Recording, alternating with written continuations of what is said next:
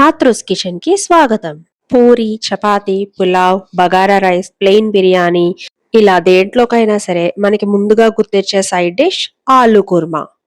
ఈ కూరని నా స్టైల్లో ఎలా చేస్తానో మీకు చేసి చూపిస్తాను.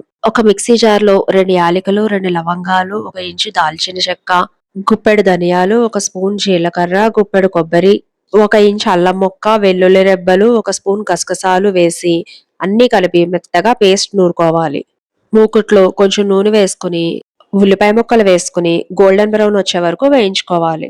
గ్రైండ్ చేసుకున్న పేస్ట్ వేసుకుని పచ్చివాసన పోయేంత వరకు వేయించుకోవాలి.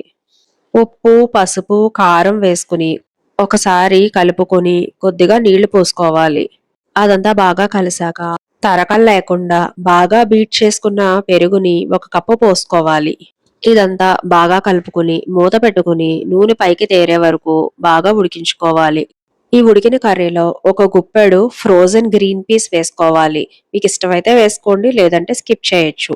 ఉడికించి తొక్క తీసి కట్ చేసి పెట్టుకున్న 3 బంగాళదుంపలను వేసుకోవాలి. మిక్సీ జార్ కడిగి పెట్టుకున్న నీళ్లను కూడా పోసుకుంటే ఆ ఫ్లేవర్ కూడా బయటికి పోకుండా ఇందులోనే ఇన్ఫ్యూజ్ అవుతుంది. మూత పెట్టుకుని ఒక 5 మినిట్స్ పాటు ఉడికించుకుంటే ఆయిల్ పైకి రిలీజ్ అయ్యి మన కర్రీ రెడీ అయిపోయినట్టే.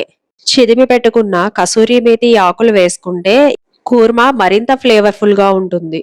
పైన కొద్దిగా కొత్తిమీర వేసుకుని దించేసుకుంటే వేడి వేడి ఆలు కుర్మా రెడీ అండి. ఈ రోజు నేను బగారా రైస్ తో సర్వ్ చేసుకున్నాను. ఉంటానండి మరి.